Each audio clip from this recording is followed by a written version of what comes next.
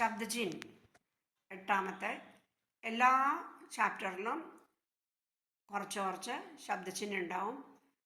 Every chapter they have a little short forms. शब्दजिन सब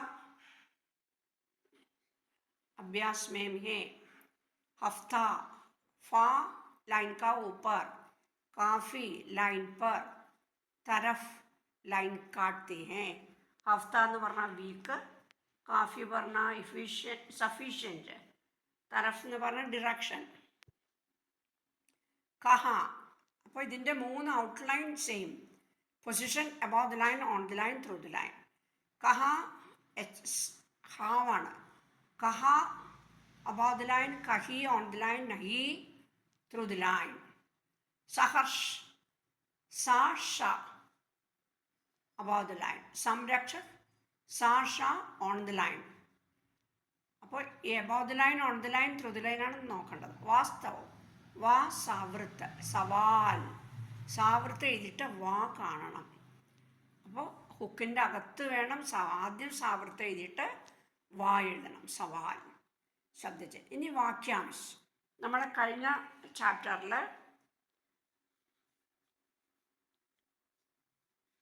കിസ്നെ ഇതിനൊക്കെ പോലെ ഇന്നോനെ പഠിച്ചു, ഇന്നോനെ ഇൻമയും പഠിച്ചു, ഇൻക പഠിച്ചു.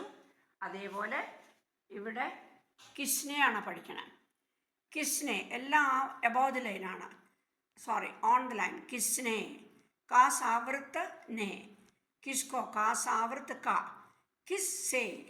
കിസ് എന്ന് പറഞ്ഞാൽ സാവിൻ്റെ അവിടെ സാവുണ്ട്, പിന്നെ സേൻ്റെ, അപ്പോൾ വലിയ വൃത്തം. കിസ്സേ. കിസ്ക കിസ്കെ കിസ്കി, അതും കാ രേഖ കഴിഞ്ഞ് സാവൃത്ത് കഴിഞ്ഞിട്ട് ഒരു ചെറിയ കാ എഴുതണം. നമ്മുടെ ശബ്ദചിഹ്നം കാ എഴുതണം. കിസ്കോനെ ശബ്ദചിഹ്നം എഴുതിയല്ലോ, കാ സാവൃത്ത് കോ എഴുതിയില്ലേ, അതേമാതിരി. കിസ്മേ കാ സാവൃത്ത് മാ, കിസ്പർ കാ സാവൃത്ത് പി. കിസ്നെ കാ സാവൃത്ത് നെ, below the line.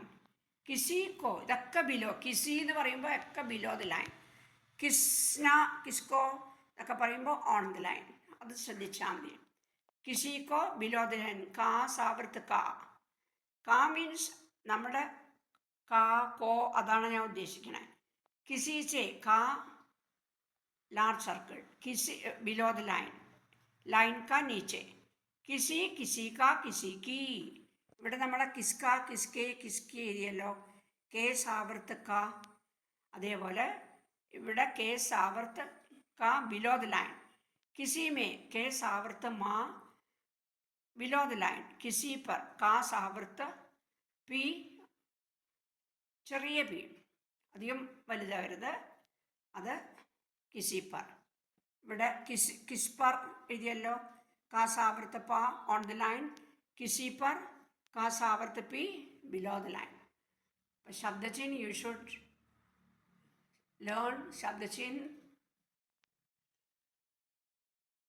Very well.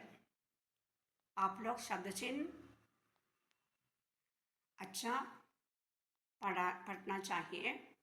നല്ലോണം പഠിക്കണം ശബ്ദചിഹ്നം, അല്ലെങ്കിൽ എഴുതാൻ പറ്റില്ല. ശബ്ദചിഹ്നം നമ്മൾ സ്വരചിഹ്നം ഇടില്ല. അപ്പോൾ ഇതുകൊണ്ട് വാക്യാംശ ശബ്ദചിഹ്നം മാറ്റമില്ല. അവസാന സ്പീഡ് എത്തുമ്പോഴും ഇത് തന്നെയാണ്, സ്പീഡിലും ഇത് തന്നെയാണ് ഉപയോഗിക്കുക. അപ്പോൾ ഇത് എഴുതിയാലേ നമുക്ക് ഷോർട്ട് ഹാൻഡിൽ സ്പീഡായിട്ട് എഴുതാൻ പറ്റും. ഓക്കെ.